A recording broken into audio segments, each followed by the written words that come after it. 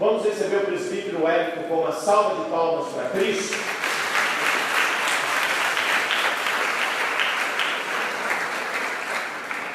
Glória a Deus. Paz do Senhor. Amém? Vendo bastante gente diferente. Falei, pastor, a igreja estava bonita. Na Pamela estava aqui fazendo agora. Cadê ela? Foi lá no banheiro, né? Eu sabia que eu ia falar dela. Quando ela já saiu, tem um rapaz aqui, tem gente, tem o Varcão, né? Que Varcão junto da Ione, Varcão é o apelido dele. E mês passado, acho que foi, né? Mês passado, nós fomos para a casa dele ali na praia. Quem quiser ir para a praia, é só falar com ele, que ele quer uma casa. Ele empresta, ele nem cobra, né? Eles são bênçãos. Se quiser ir, só falar com ele. Está ali do lado disso que está usando. Eles são bênçãos. O pastor, junto com alguns irmãos aqui, fez paz no lar lá na casa deles. Hoje eles vieram. Como o pastor disse, né? Eu estou vendo várias pessoas. Então, obrigado pela participação de vocês aqui no culto. O Denis, eu não vi o Denis há muito tempo, né? Dei um sinal ali para ele. Enfim, tem algumas pessoas aqui. Então, Felipe, sejam bem-vindos em nome do Senhor Jesus. E como o pastor disse, nesse mês nós vamos falar sobre famílias. E você vai ver lá, né, serão 4 ministrações, 4 pessoas diferentes. Depois você vê na escala, não vou dizer o nome dos pregadores, que é surpresa. Depois você vê lá quem é que vai pregar. E nós vamos falar sobre família. E por que nós queremos falar sobre família? Por que nós temos que falar sobre família? Porque nós estamos no século XXI e nós estamos em um processo de transformações do governo e de transformações da política no geral e até mesmo dentro de igrejas, de que as famílias estão sendo comprometidas. As pessoas já não têm mais a ideia que tinham há alguns anos atrás sobre o que é família. E aí isso sobra para quem? Para os líderes. Sobra para a igreja poder dizer para vocês, ensiná-los o que é que a Bíblia ensina sobre família, o porquê que algumas famílias estão sendo destruídas, porquê que algumas casas não são mais como eram antes, porque o marido já não trata mais a esposa como tratava antes. E eu estou falando de alguns, não é uma regra. Por que algumas esposas deixaram de ser as esposas que eram? Foi só por causa da globalização? Foi só por causa da era digital? Não. Foi porque muitas coisas aconteceram, é porque o diabo tem entrado. E se nós como líderes não avisarmos, não falarmos, não instruirmos, então as famílias serão destruídas. E é por isso que a gente tem essa obrigação de falar. Mas antes de nós entrarmos no tópico, abra aí a Bíblia, por favor, Gênesis capítulo 2. E eu peço que você fique com a Bíblia na mão, nós ainda vamos ler alguns versículos. Gênesis 2, do 18 ao 23. E os que encontrarem, por favor, se coloquem em pé.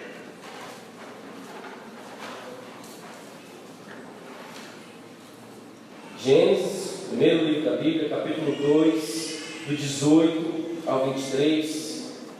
Tanta gente conhece. Diz assim: Então o Senhor Deus declarou: Não é bom que o homem esteja só. Farei para ele alguém que o auxilie e lhe corresponda. Depois que formou a terra, todos os animais do campo e todas as aves do céu, o Senhor Deus os trouxe ao homem para ver como esse lhe chamaria. E o nome que o homem desse a cada ser vivo, esse seria o seu nome. Assim, o homem deu nomes a todos os rebanhos domésticos, às aves do céu e a todos os animais selvagens.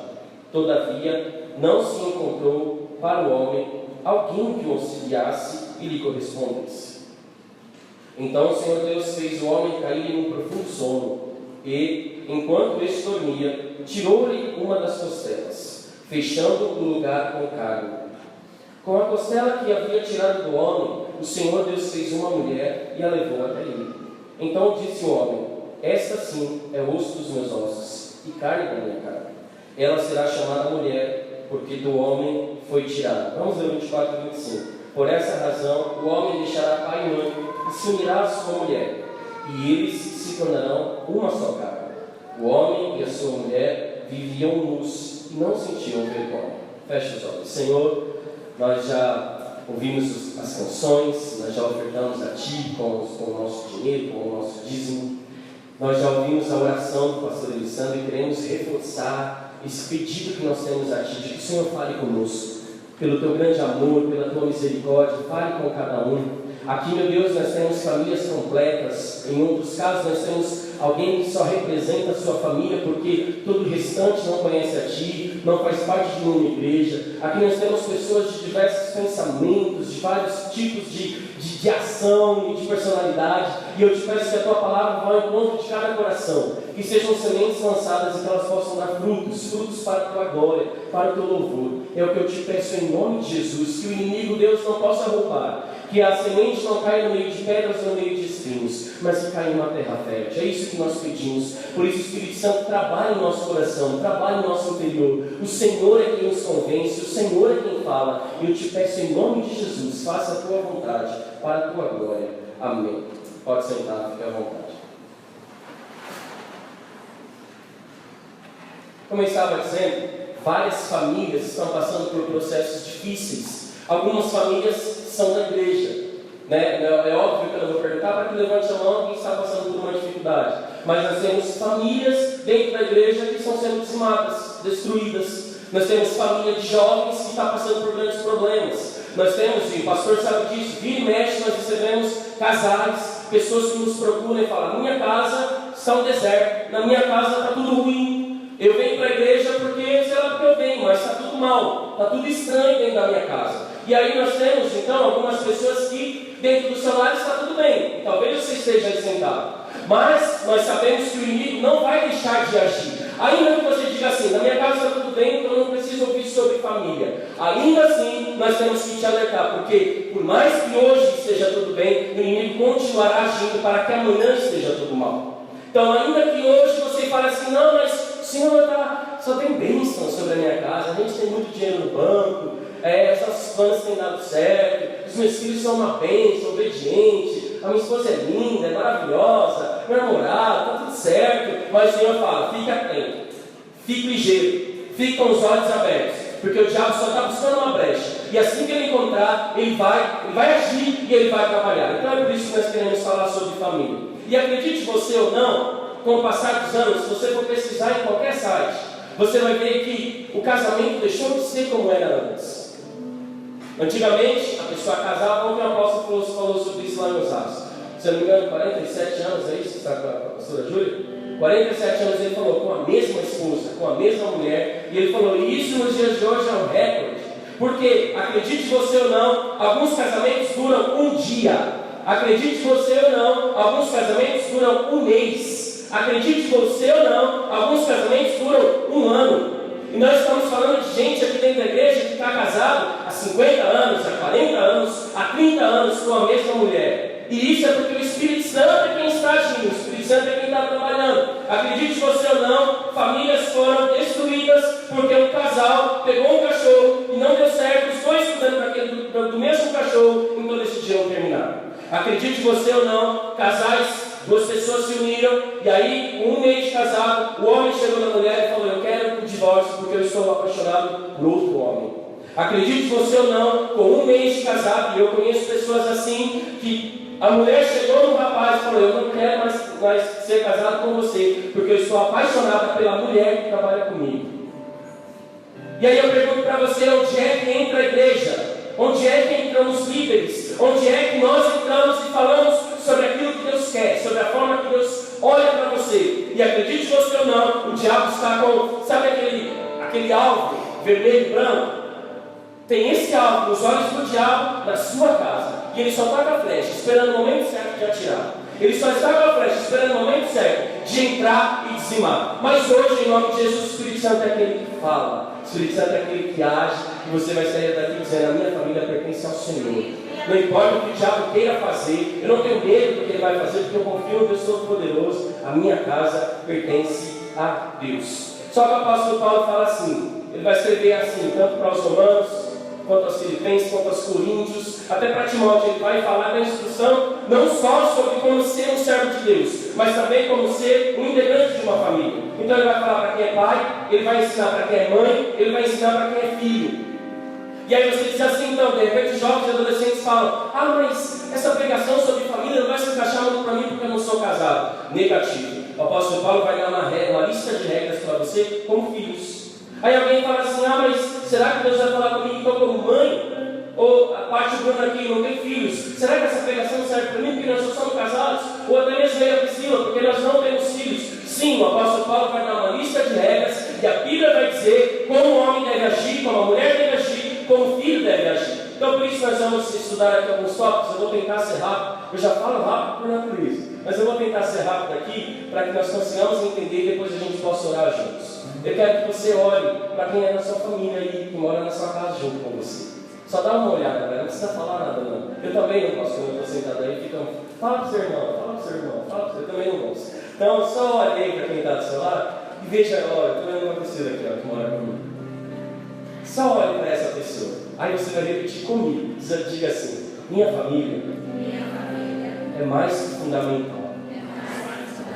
Repita: minha família é mais do que fundamental. Nós acabamos de ler em Gênesis que Deus faz toda a criação. Faz o céu, terra, estrelas, animais, e pássaros, e Ele faz vegetais e frutas, e separa o céu e da terra, e terra com água, e faz toda aquela coisa bonita. Aí Ele faz o homem. Aí Ele começa a colocar o homem para trabalhar, e Deus olha para o homem e fala assim: não é bom que o homem esteja só. Não é legal que o homem esteja só. Ou seja, é ruim que o homem esteja só. Aí Ele fala assim: tive uma ideia, vou dar um sonífero para ele. Aí deu um sonífero. Aí o homem dormiu. E acho que eu estou com esse sonífero até hoje, durmo toda hora. E aí você dorme, o homem dormiu. Quando eu acordou, que ele olha do lado, e o pastor já fez até um teatro aqui sobre isso, eu não vou saber imitar como ele fez, mas ele olha do lado e fala: que beleza, não é? Deus fala: olha o que eu fiz para você. Essa mulher vai ser a sua ajudadora. Essa mulher vai ser a sua auxiliadora. Vai ser alguém que vai trabalhar com você. Vai ser alguém que vai entrar nas tarefas junto com você. O trabalho que eu der para você é não. Essa mulher vai trabalhar junto com você.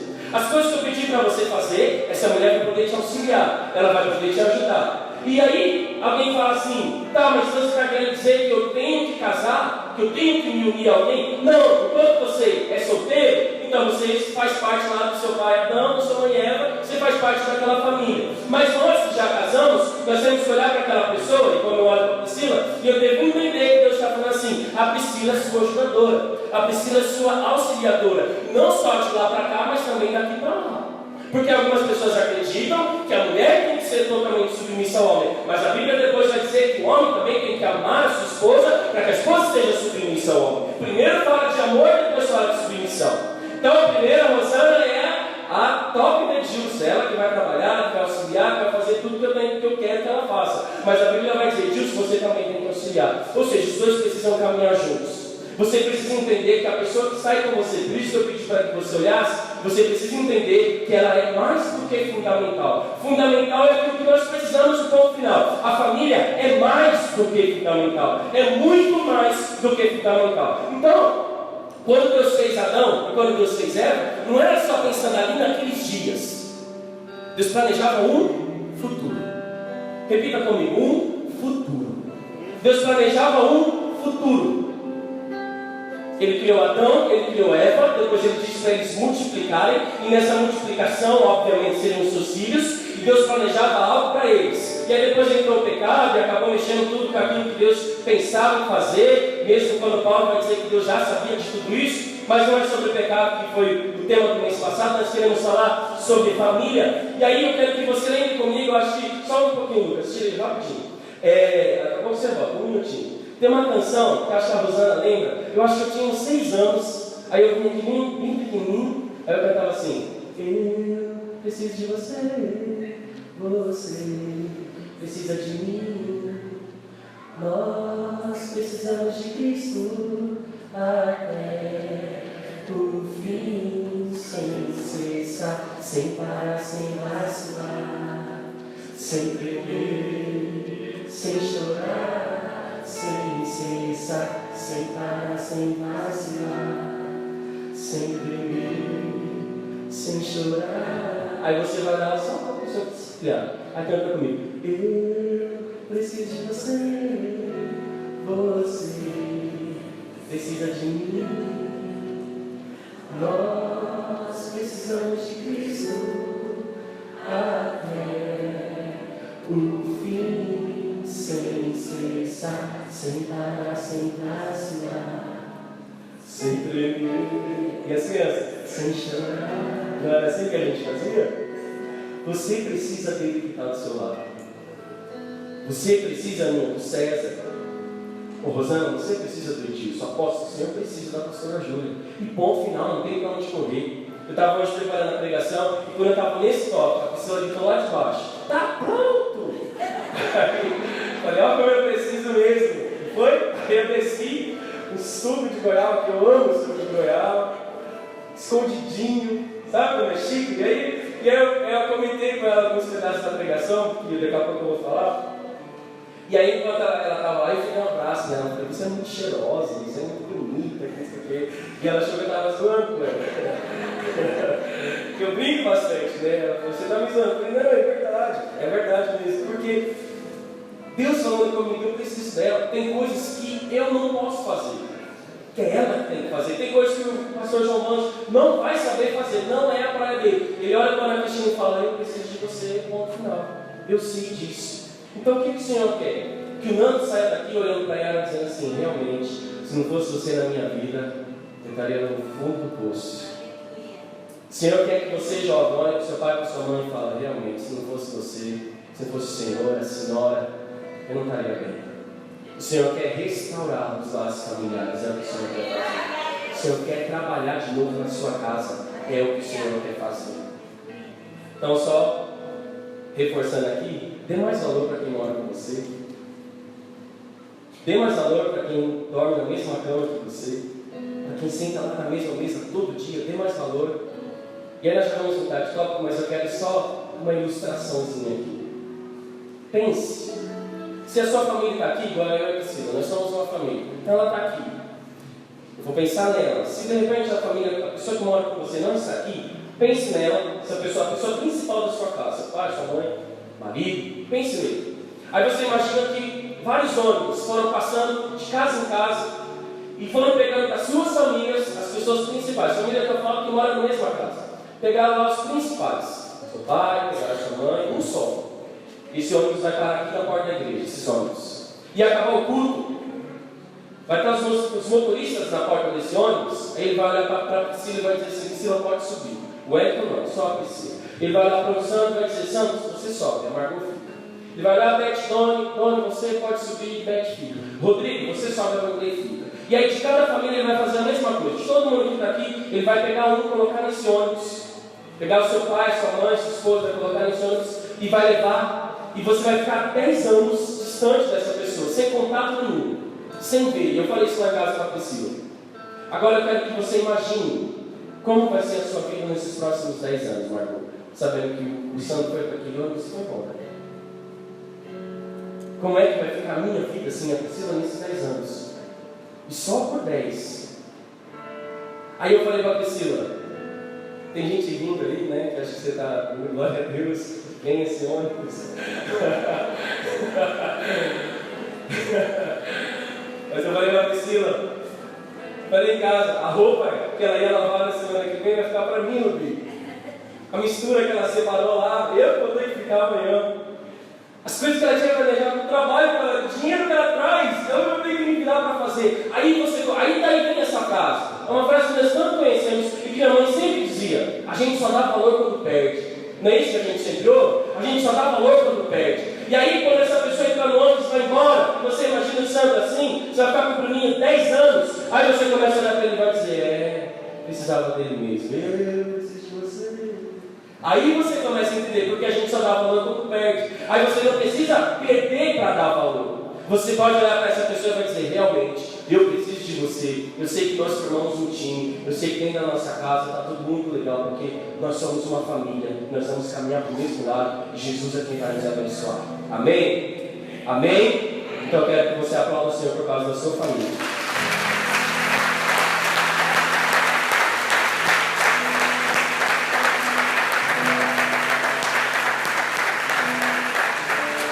Segundo, parceria é necessário. É necessário que sejamos um time dentro da própria casa. É necessário que nós lutemos para o mesmo lado, que nós caminhemos para o mesmo lado. Como é que pode? Eu moro junto com a Priscila não está bem, mas eu estou. Como é que pode? Margot mora junto com o Sam e a Margot está dilacerada, destruída, mas o Sam está todo poderoso, todo bonito. Como é que pode isso acontecer? Nós estamos indo para o mesmo lado, nós estamos caminhando, chutando a bola para o mesmo gol, nós queremos os mesmos objetivos. Se ele não está bem, então eu não posso estar bem, porque nós moramos na mesma casa. Então nós temos que deixar de lado o egoísmo. E aí, tem algo que eu vou dizer aqui para vocês, é pela primeira vez que eu vou dizer isso. Eu orei antes, falei com a irmã Salete hoje quando eu cheguei, porque eu vou citar o nome dela aqui, e eu vou contar para vocês como testemunho. Eu nunca falei isso por vergonha, mas hoje, acho que nem a Priscila sabe disso, mas eu vou contar por testemunho, ninguém sabe. Assim que nós, antes, meu pai morreu, eu tinha 11 anos mais ou menos, nós ainda estávamos aqui na igreja, e aí minha mãe começou a dar indícios de que ia se desviar, e a gente não tinha os trabalhos que a gente faz hoje, tentar cuidar mais perto e tal, e minha mãe acabou saindo da igreja. E aí a família falou assim: o Érico e as meninas não vão mais ficar com você, eles vão morar com a gente. Aí nós temos vários tios, cada tio pegou um. Tem até minha tia que está aqui, cada tio pegou um. E nós somos cuidados pela família. Só que eles deram para nós básico, que era um lugar para dormir, uma cama, um lugar para comer. Era isso. E aquele laço familiar, eu quero que você entenda por que eu vou falar disso, porque o quanto contribui o laço familiar, o quanto vai mexer na estrutura do futuro. Isso foi, a gente não tinha mais, o laço familiar a gente não tinha mais, aquela coisa de pai, mãe, de irmãos, a gente não tinha mais. E aí eu fui fazendo 12, 13, 14 anos, e eu comecei a fazer as minhas coisas, comecei a trabalhar, comecei a comprar minhas próprias coisas, minha roupa. Então eu estudava se eu queria estudar, eu trabalhava se eu queria trabalhar, eu não tinha regras, eu fazia o que eu queria fazer.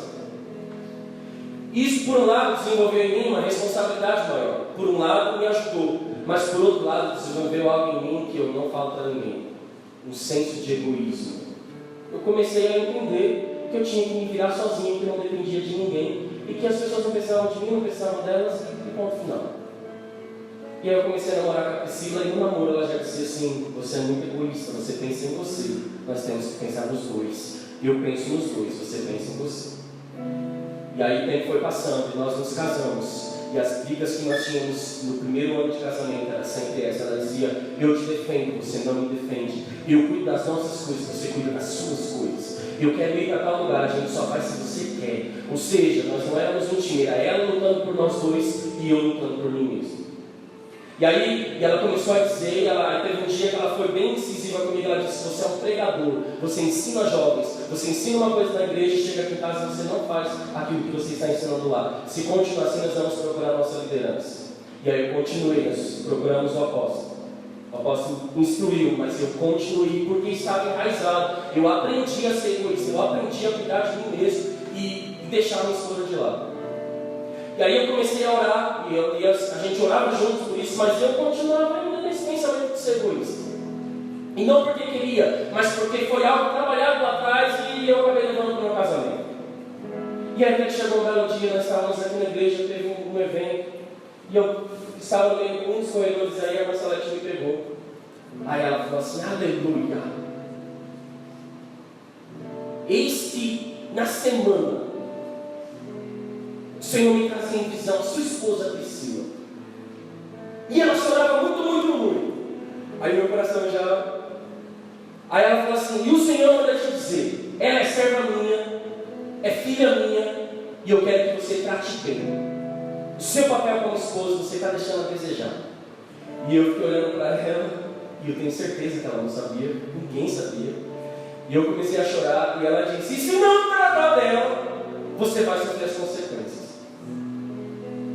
Irmãos, e aquele dia foi para mim como um tapa na cara. E eu estou contando para vocês como um testemunho. E a partir daquele dia eu comecei a intensificar as minhas orações. Eu comecei a dizer: Senhor, eu preciso tratar melhor com a minha esposa. Eu preciso que o Senhor me ensine. Eu preciso que na minha casa seja parceria. Porque eu luto pelas minhas coisas e ela luta pelas nossas coisas. Se alguém falar de mim, ela me defende. Se alguém falar dela, eu nem ligava para mim. Falou de mim, falou de você. E aí hoje, para a glória de Deus, ela sempre fala assim para mim, as minhas irmãs falam: você mudou muito, que bênção. A Priscila sempre fala: hoje sim, eu sou feliz. Várias vezes, no início do nosso casamento, a Priscila dizia: se eu soubesse que era assim, eu não teria me casado. Se eu soubesse que você ia ser desse jeito, eu ficaria na casa da minha mãe. E eu falo isso não para minha glória, óbvio, para minha vergonha mesmo, mas para dizer que o Espírito Santo é aquele que trabalha. Então, se de repente você está na posição que eu estava lá atrás, pensando só no seu umbigo, pensando só nos seus pensamentos, pensando só na sua visão, ela dizia para mim: como é que você pode subir na esquina fazer louvor e sabendo que a sua esposa está em casa chorando? Como é que você pode ter alimento para dar para a igreja, se dentro de casa nós estamos sem alimento? Como é que pode isso acontecer? Ela estava dizendo para mim: nós não somos uma família, nós não somos um time, e isso tem que mudar, isso não pode ficar assim, porque uma hora você vai estar no meu lugar aqui, e eu vou ter que te auxiliar, porque esse é o meu papel, porque essa é a minha obrigação, essa é a sua obrigação, esse é o seu papel. Não olhar só para você, não querer só os seus pontos de vista, e não abraçar só os seus pensamentos. Você tem que olhar para o próximo e dizer: eu preciso de você, vamos juntos, vamos orar juntos. É assim que tem que ser, parceria. É os dois vindo do mesmo time. É os dois lutando pelo mesmo ideal. E o Senhor agindo. E o Senhor trabalhando. É por isso que a Bíblia, Mateus 7,12 diz assim: faça aos outros o que você quer que faça para si mesmo. Mateus 22,39 diz assim: ame o próximo como a ti mesmo. Colossenses 3,23 diz assim: faça tudo como se fosse para o Senhor, faça tudo com amor. E por que nós temos mais centenas de versículos falando sobre isso? Porque cada um tem aqui dentro de si um grande potencial para o egoísmo, para pensar em si mesmo, para colocar a minha vontade, o meu querer, o meu desejo, os meus sonhos, o que eu gosto, o filme que eu quero, a comida que eu gosto, a janta que eu quero, a cor que eu quero, o passeio que eu quero. Mas o Senhor fala: vocês são uma família, decidam juntos. Agem em parceria. Vão para o mesmo lugar. E como eu disse lá no começo, nós estamos acostumados a achar que as brechas que nós damos para inimigos são só as brechas grandes. Nas pequenas coisas o diabo trabalha, nas pequenas coisas o diabo entra. E ela falava isso desde de jovem, ela falava para mim, acabava o culto, ela falava assim: para onde a gente vai hoje? Eu falava: McDonald's. Ela dizia: ah, mas eu não quero McDonald's, eu quero comer só salgadinho aqui da esquina. Eu bati o pé: McDonald's. E nós íamos para o McDonald's. Aí ela ia empurrada e eu, bem, estava fazendo a minha vontade, estava bem. E aí quando chega no casamento, você olha e você fala: realmente, as pequenas coisas fariam muita diferença e já revelam muitas coisas. Aí eu pergunto para você: quais são os sinais que o seu marido tem dado? Quais são as reclamações constantes da sua esposa? Quais são? Quais são as revelações de um jovem que mora com você, o seu filho adolescente? Quais são? Eu sempre falo para a Priscila: tinha uma menina aqui da igreja. Eu falo: tinha um pesar. Ela falava assim: eu não estou mais gostando de vir para o culto. Aí a gente falava: ah, fulano é cheia das gracinhas. Toda hora ela fica com frescura só para a gente ficar abraçando ela.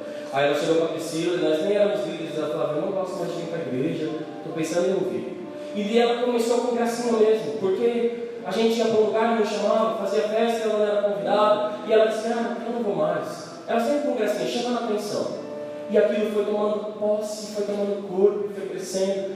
Com 2 meses ela apareceu grávida. E aí saiu da igreja. E até hoje, de vez em quando ela vem nos visitar aqui, mas ela fala: não encontro forças para voltar. Porque como eu sou pequena, crescendo, o inimigo encontrou brecha. Tudo que o inimigo precisa é de brecha. Se de repente, irmão ou irmã, com muito carinho eu falo isso, se de repente você está no egoísmo aí, coloca a mão na consciência e diga: eu preciso melhorar mesmo, meu filho precisa mais de mim, a minha esposa precisa mais. Que é um exemplo de família, eu acho, família que luta do mesmo lado, a Vaninha e Miranda. Sempre achei isso, Lucas e Elisa, sempre. Agora a Elisa casou, passou do Lucas. E aí eu vejo, sempre falei isso para a Vaninha e para o Miranda, sempre vi os dois. Você fala do Miranda para a Vaninha, é pedir para ter briga. Você fala do Lucas para a Elisa, é pedir para ter confusão.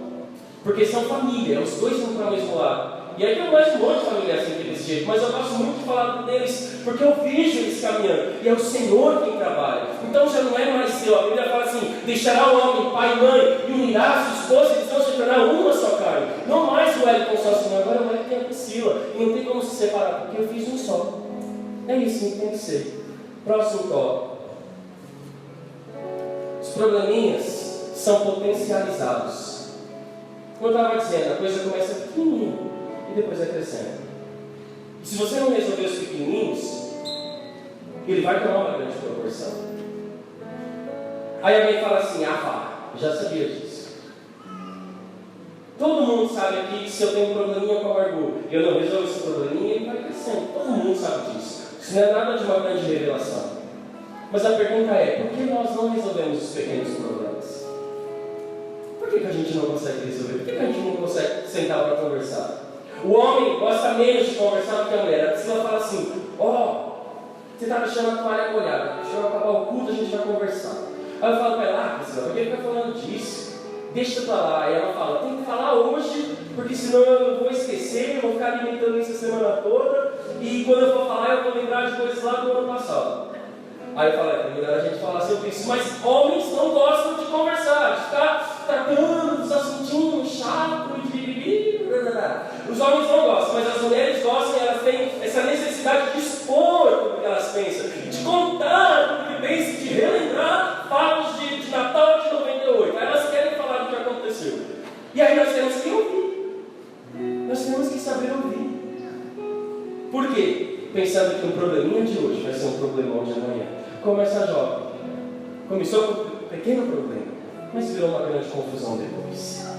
Então, para os homens aí que falam: se a sua esposa quer falar, ou não, a gente tem que ouvir. Viu, Emerson? Se a Fabiana quer falar, tem que ouvir. A gente tem que ouvir. Aleluia. Só que a Bíblia também fala assim, que a mulher que gosta de falar, mas ela fala da mulher, viu, menina? Não fala do homem. Ela fala assim: a mulher que é sábia constrói, mas a mulher que é tola, com as suas próprias mãos, destrói. Está lá em Provérbios 14. Aí eu estava pensando que nós demoramos, pastora Vaninha, 2 anos para construir a nossa casa. E quem foi lá sabe, eu sempre falo que é o nosso castelo. Sabe que não é nada de uma mansão, mas nós sofremos e ralamos muito para construir a nossa casa em 2 anos. E sempre no grupo familiar eu falo a mesma coisa. Se você for aqui pegar um trator, com menos de 1 hora, você destrói toda a minha casa. O que nós demoramos 2 anos para levantar, com 1 hora você consegue destruir. O que é que eu estou querendo dizer para você? Todo o trabalho que você está tendo para edificar a sua família, vindo culto após culto, lendo e orando, e aprendendo e ouvindo, e está sempre estudando, tudo aquilo que você está fazendo, se você não tomar cuidado, com um sopro destrói. Com um sopro se acaba. Aí a gente tem que procurar Deus, a gente tem que procurar a resposta da fonte correta. Você já viu gente indo de um lado para o outro e procurando a resposta, mas ele não consegue? Você já viu gente que tenta e cansa, e ele fala: mas não deu nada. Aí Deus fala: sabe por quê? Porque você está indo no lugar errado, você está fazendo a coisa errada. E eu vou dar um exemplo aqui para vocês. Eu gostei de ter visto o Bruno ali, o Bruno, meu primo, a Gi, a Dani foi embora. Cadê a Dani, sua esposa agora? Tá bom. Vai lá com as crianças. A minha tia, que pensa, que a Alice me deixou mentir. Eu lembro, e o Maurício fala que as minhas histórias aqui parecem mentiras, mas a minha família está aqui. Eu tinha, acho que 12 ou 13 anos, e toda a família, a gente mora aqui do lado, toda a família pegou, sei lá o que era aquilo, acho que era uma sarna. A gente falava que era sarna. Sabe de cachorro, fica todo mundo se coçando? A família inteira, avô, avó, os tios, a tia Beth, estava toda sarnenta. Todo mundo. E tudo coçando. Aí, para variar, eu fiquei o pior. Eu e o outro primo aqui, nós ficamos só o osso que não pegou, mas todo pipocado, todo. Aí, o Doni também pegou a sarna também. Aí nós começamos, né? Aí você sabe aquele monte de mulher que é na macumba, e elas ficam falando para você, cada uma tem uma simpatia diferente. Aí uma chegava em mim e falava assim: toma bolo que o povo passa. Eu tomava bolo e nada.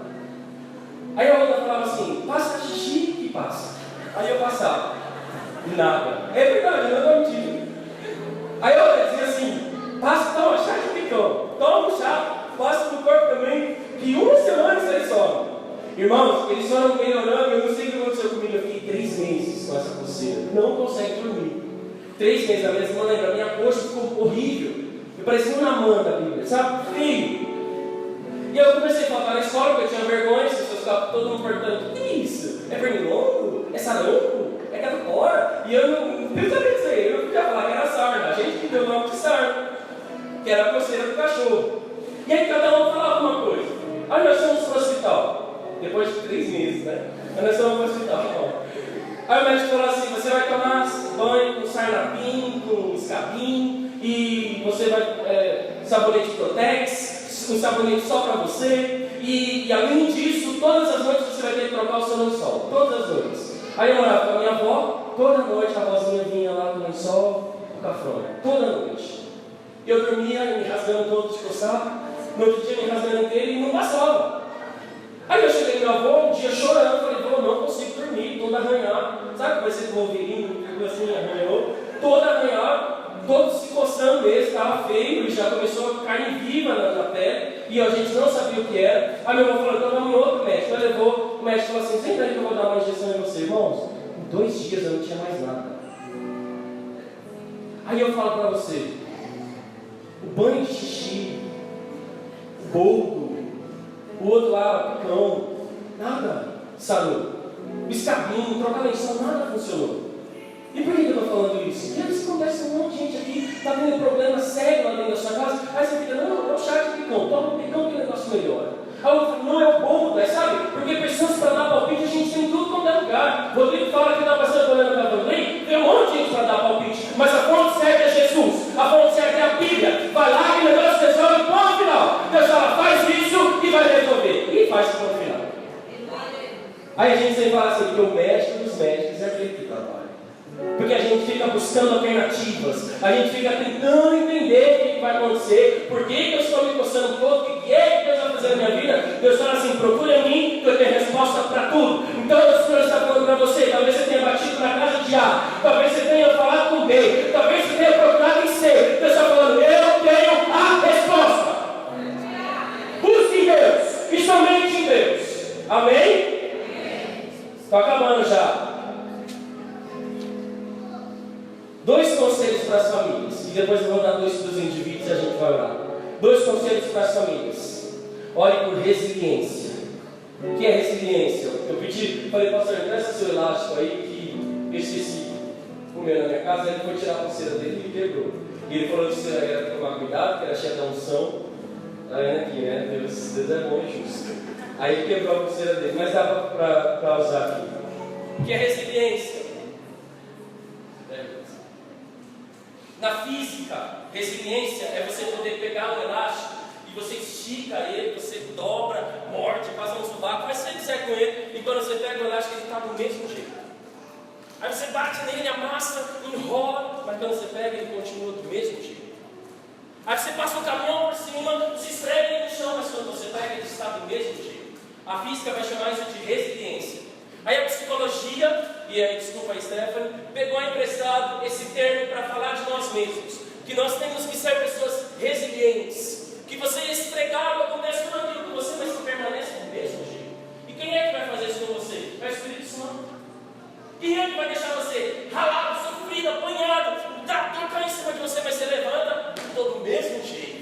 Aí você sofre, vê um problema na família, põe a mão no bolso, não tem, procura dinheiro, não tem, pede uma oferta aqui especial para o Círculo Refúgio, não tenho. Aí você fala: não tem. Mas eu estou do mesmo jeito. É isso que você tem que pedir, resiliência para a sua família. Então o primeiro conselho para a sua família: busque a resiliência. E onde é que nós encontramos a resiliência? É no Senhor. Porque nós temos famílias que são desestruturadas, que são acabadas porque alguém sabe que tinha um problema grave de saúde. Famílias são desestruturadas e são acabadas porque uma das pessoas perde o emprego. Famílias são acabadas e desestruturadas porque uma das pessoas teve um problema na igreja, aí toda a família está indo embora. O Senhor fala para você: busque a resiliência em mim. Busque continuar do mesmo jeito, independente do que aconteça lá fora. A minha casa vai permanecer em pé. A minha casa vai permanecer firmada no Senhor. É assim que tem que ser. Preparando isso aqui, o Senhor falava comigo: o mais crente da casa não tem nada mais. Você percebe que o outro não está bem, que o outro está morrendo. Moisés percebe que a família não está bem, então Moisés dobra o joelho. A responsabilidade está sobre você. A minha está vendo que o céu não está bem, então eu vou dobrar meu joelho. Alguém tem que orar nessa casa. Alguém, o que não pode fazer é ficar vendo o barco passar. É para não, eu estou na mão do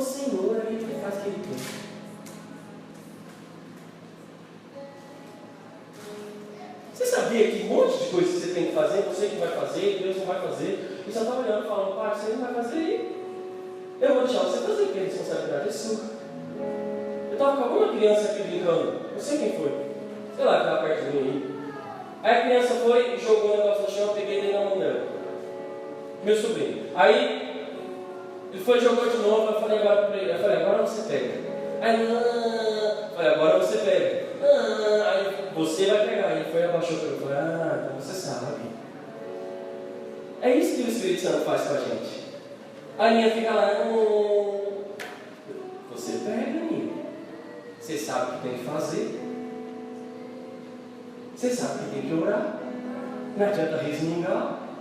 É joelhinho no chão. É testinha no pó. Senhor, ouve. Pai, eu preciso de resposta. Espírito Santo, eu preciso de salvação. Oh, Pai, essa pessoa é a mais grossa do mundo, mas eu sei que ela está nas suas mãos. Oh, Senhor, a minha esposa é negligente, não cuida dos filhos como deveria cuidar, mas eu confio em Ti, Senhor.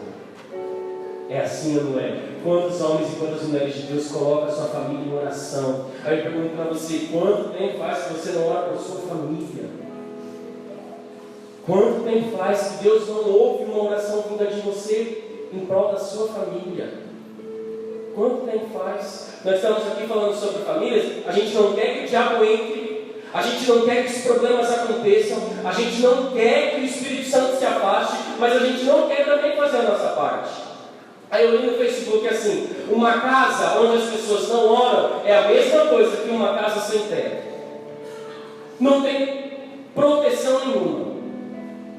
Não tem nada que proteja, porque imagina você lá ficar numa casa sem teto, sem janelas e sem portas. É assim que vai ser se dentro da sua casa não estiverem pessoas de oração, não estiverem pessoas que intercedam pela família. Alguém precisa levantar e dizer, não vai ficar do jeito que está, as coisas vão mudar, as coisas vão melhorar. Todo mundo aqui, eu acho que assistiu o filme Titanic. E a gente assiste o filme esperando a hora que o barco vai afundar, não é isso? Todo mundo espera a hora. E aí a gente fica lá esperando quebrar no meio, e a Rose e o Jack, todo mundo fugindo e tentando correr, e aquela confusão, e a gente fica vendo. Aí você já parou para prestar atenção na persistência deles? Que os dois ficam o tempo inteiro correndo e sempre indo para a ponta do barco, porque está todo mundo afundando, e tanto que eles vão lá, eles dão a volta e ficam na pontinha do barco e são os últimos a serem afundados. Porque existe uma persistência deles. E é isso que o Espírito Santo quer falar para a gente. Tem que ter a persistência. Enquanto você já reparou que está todo mundo correndo, aí os caras do violino estão lá tocando, porque eles já vai morrer, né? Vai todo mundo afundado, vai tocar. Eles estão tocando. É isso que faz. Se a família está sendo destruída, o barco está levado para baixo, já não tem mais nada, você continua.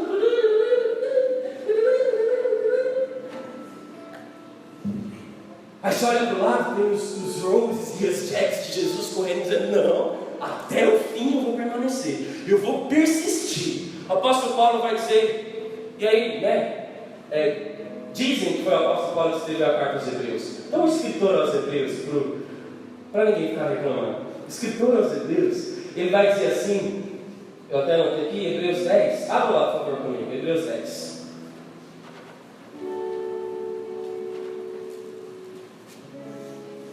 De 35 ao 39, já estou acabando, tá? Já vai orar aí com seu marido.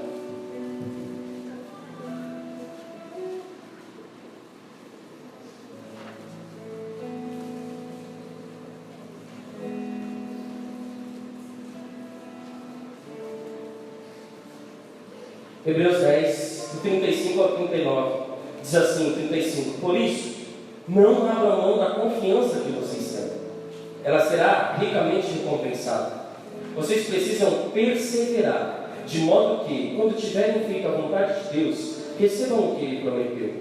Pois em breve, muito em breve, aquele que vem virá, e não demorará. Mas o meu justo viverá pela fé, e se retroceder, eu não me agradarei dele. Nós, porém, não somos dos que retrocedem, e são destruídos. 39 de novo. Nós, porém, não somos dos que retrocedem e são destruídos, mas dos que creem e que são salvos. Aí talvez alguém diga assim, mas aqui está falando sobre família. O escritor aqui está dizendo de alguém que não desiste, de alguém que persiste. Ele fala assim: você continue firmado no Senhor, porque Ele há de vir. Não se envolva com outras coisas, não se deixe ser enganado, você permanece. E aí, como é que você encaixa esse versículo para a família? Porque o apóstolo Paulo está falando para a mesma pessoa, para a mesma Priscila. Ele está falando assim: não desista dos planos de Deus, não desista dos sonhos de Deus, não desista das coisas de Deus. E você não tem como separar as coisas de Deus da sua família. Se você for uma pessoa persistente com as coisas de Deus, então você é persistente com a sua família. Porque como é que um homem pode ser persistente com a obra de Deus e ser negligente com a sua família?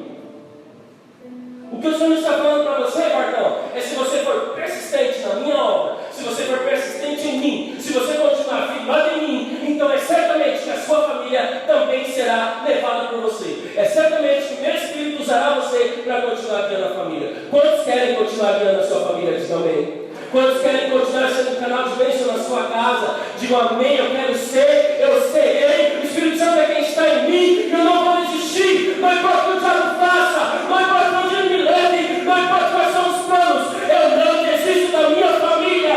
Aplauda o Senhor.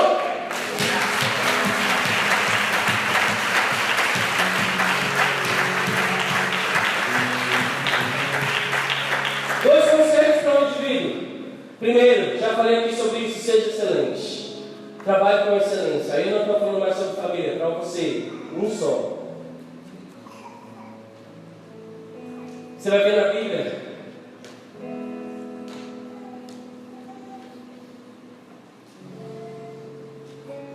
Saul fala assim: quem que a gente vai usar aqui para acabar com Golias? Quem é que a gente pode chamar? Se olha para esse bando de soldados, não tem nenhum. Se olha para esse bando de gente aqui, não tem nenhum que vai enfrentar o Golias. Aí tem um dos empregados de Saul. Aí ele chega e fala assim: eu conheço ele. O nome dele é Davi. Ele é bonito, toca bem, fala bem, compositor. Quando as ovelhas fogem, vem um urso para pegar, ele vai e mata o urso. A ovelha foge, não vem um leão para tentar pegar, ele vai e mata o leão. O menino é bom. A Saul vai dizer: então chama lá o cara.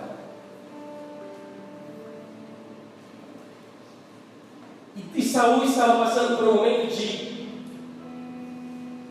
conturbação no espírito, possuído. O diabo entrava nele e ele dava louca nele. Alguém falava: chama esse Davi, que o menino é muito bom. E o que a pessoa querendo dizer, trazendo de Saul, trazendo a vida de Davi para nós? Que tudo aquilo que foi entregue na sua mão, Margot, faz com excelência. É para fazer comida? Amém. E você acha que eu preparando essa pregação não lembrei de porta do armário lá, que está estranho? O Espírito Santo falando: faça com excelência. Você acha que eu não lembrei que tem uma pecinha lá do carro que a Priscila está falando que tem que colocar? Ontem mesmo ela falou isso. Tem uma peça aqui do carro que eu não consigo mexer, você tem que arrumar isso aqui. Faça com excelência. As coisas que foram entregues para você, para cuidar da sua família, cuide com excelência. Não é para mexer no dinheiro, eu não vou mexer. Aí sabe o que meu pai fazia? Minha mãe separava lá R$15 para pagar a conta de água, que naquele tempo era alta, R$15. Aí precisava comprar pão, meu pai comprava pão. Aí chegava com o homem nessa besta e cortava a nossa água. Eu não sei se vocês lembram que naquela época eram 4 contas de água que você atrasava para eles virem cortar. Meu pai sempre deixava chegar na quinta. Sim. Aí tem uma vizinha nossa que tem poço. Aí a gente ia lá com as garrafas PET, enchia de água, não é isso, gente? Quanto tempo a gente fez isso? Ia lá e passava na frente de todos os vizinhos, com um monte de balde, de um monte de criancinha, para tomar banho e poder comer. Porque alguém estava sendo negligente ao cuidar da família. Porque alguém não estava fazendo o que era para fazer. E sempre que nós deixamos de fazer a nossa parte, nós estamos sendo negligentes. E o Espírito Santo está cobrando. Quer ver a sua família fluir? Faça aquilo que é para você fazer. Aí a gente fala assim: mas ele não faz, por que eu tenho que fazer? Não é isso? A Priscila sempre ela foi assim, sempre. Se eu peço alguma coisa, ela fala: mas quando eu peço, você não vai. Eu falo, você vai pegar água, mas quando eu peço, você não vai. Eu falo, não deixa. Aí eu vou, saio marchando a casa inteira e vai pegar água. Aí quando ela volta, eu falo, não era melhor ter buscado sem ficar marchando, sem ficar reclamando? Faça com excelência, caramba. Façam com excelência. Aprendam a agir na excelência. Último. Não, eu coloquei aqui, não vou deixar de falar disso não. Eu ia pular aqui, mas não vou deixar. Quanto tempo faz que você não ora por sua família? Eu vou colocar aqui alguns motivos de oração. Quanto tempo faz que você não ora pela saúde financeira da sua casa? Quanto tempo você não ora pela saúde física de quem mora com você?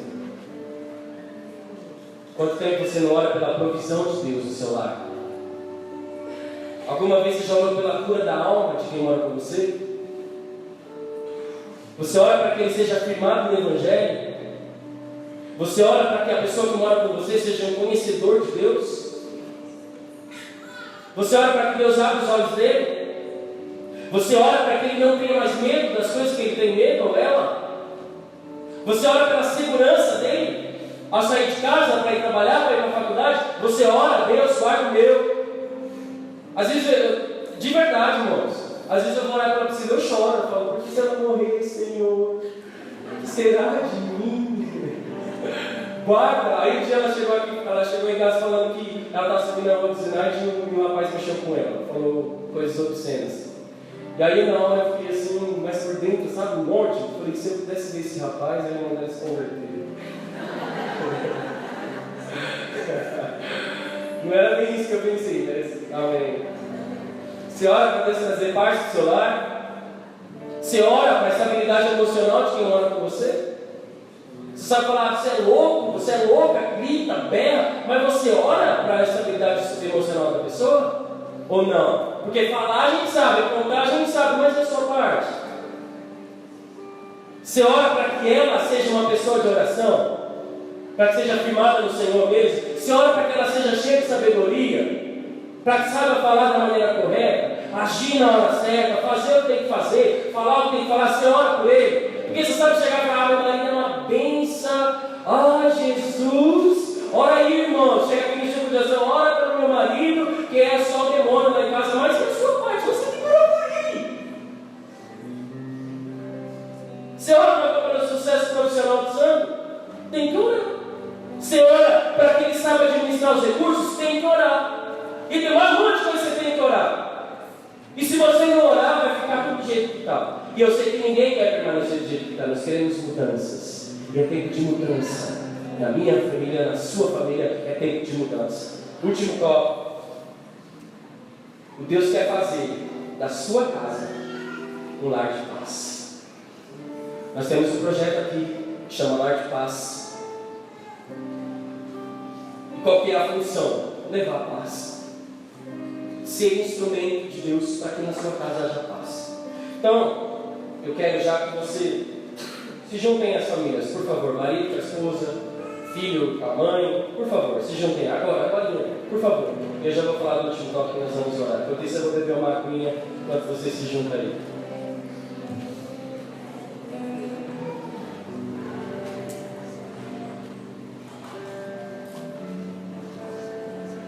Quando eu era jovem, eu odiava essa hora que mandavam unir com a família. Aí eu não tinha um primo, eu tinha um irmão, não tinha nada. Aí eu começava a chorar no banco, aí a Josélia vinha. A Josélia que não tinha família também me abraçava, e a gente chorava até acabar o culto. Se de repente tem alguém aqui, se é a família do lado, ora aí, sejam as Josélias aí, ora aí por quem está longe da sua família. Fique em pé, por favor, você junto com o seu marido, a sua esposa. Pode ser o pai, pode, a mãe, o irmão, que mora na mesma casa aí, ora, levanta junto.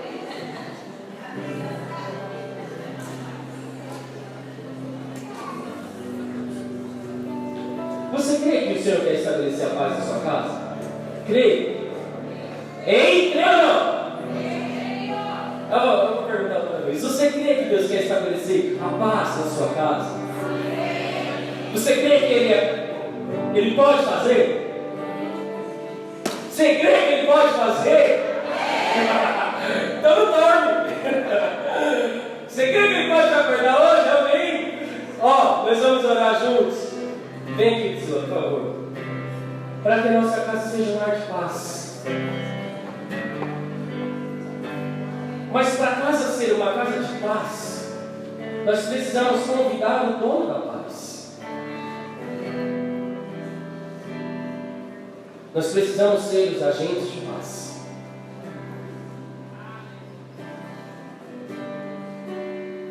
E sabe quando você não tem dinheiro, quando a casa nem é tão bonita assim, quando o carro que você queria não tem, quando as roupas bonitas que você queria usar, você abre o guarda-roupa, são sempre as mesmas. Você comprou há 3 natais atrás, né? Aí você usa para vir para a igreja hoje ainda. Quando você abre a geladeira lá e queria ter aquele monte de comida, mas não tem. Você olha para o pé do seu filho e vê aquele sapato rasgado que fala, mas você não tem dinheiro para comprar, você fala, dia 5 eu faço isso. Aí dia 20, dia 5, dia 20, todo dia 5, dia 20 você vai abrir, nunca chega. A Vitória é linda. E a netinha assim, todo dia 5, dia 20 ela vai fazer. E quando você não tem essas coisas que parecem ser essenciais, parecem ser fundamentais, mas você olha para o seu esposo assim, pro seu marido, e você fala, mas a paz está com a gente. A minha casa é um lar de paz. É um lugar onde tem a presença do Espírito Santo. A gente ora junto, a gente canta junto, a gente chora junto. Às vezes a gente tem umas briguinhas, mas o Espírito Santo está lá. E eu quero, para te incentivar, irmãos, eu já estive talvez num lugar de alguns aí sem a sua família, sem uma esposa, sem um marido, mas hoje as minhas irmãs estão aqui, meu primo está ali, minha tia, meu tio, minha prima. Eu quero te incentivar a orar pela sua família. Que meus filhos não estejam aqui hoje. Deus ouve a sua oração. Deus escuta o seu clamor, viu? Não passa despercebido não, Ele ouve. E se a sua família está do seu lado, agradeça a Deus pela vida dela e ore junto comigo. Senhor, obrigado, meu Deus, pela vida da nossa esposa, do nosso marido. Obrigado, meu Deus, pela vida do nosso filho. Obrigado, meu Pai, pela obra que o Senhor está realizando. Obrigado, meu Deus, porque o Senhor tem derramado as tuas bênçãos. Obrigado, meu Pai, porque o Senhor tem enchido o nosso coração de gratidão. Porque o Senhor me trouxe aqui nessa noite para ouvir sobre a tua palavra. Uma palavra sadia, uma palavra de restauração, de confiança, uma palavra de esperança, de que ainda que meu pai não seja convertido, ainda que a minha mãe seja no mundo das drogas, ainda que meu irmão não te conheça, eu sei que eu devo persistir, eu sei que eu devo continuar clamando, e o Senhor é quem trabalhará, Espírito Santo.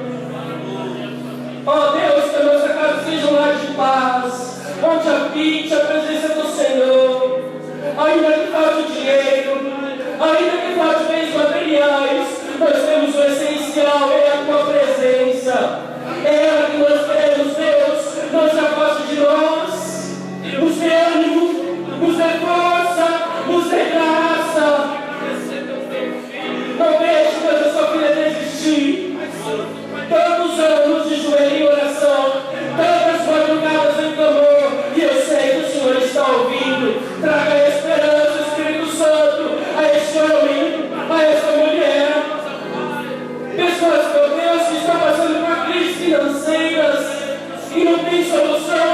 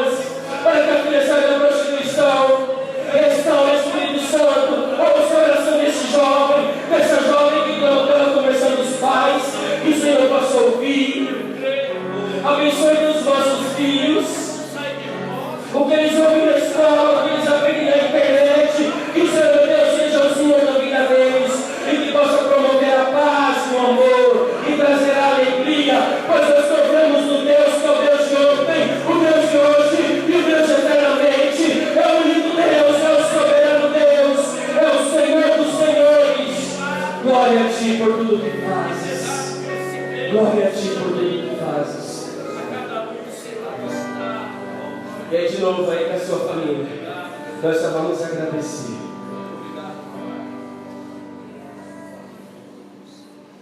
Nosso Deus é soberano,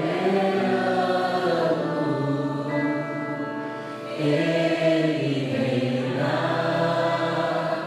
antes da fundação do mundo. Nosso Deus, Ele cuida, é soberano, Ele reina antes da fundação do mundo. A terra se forma e vazia, e o Espírito do nosso Deus se movia sobre a face das águas.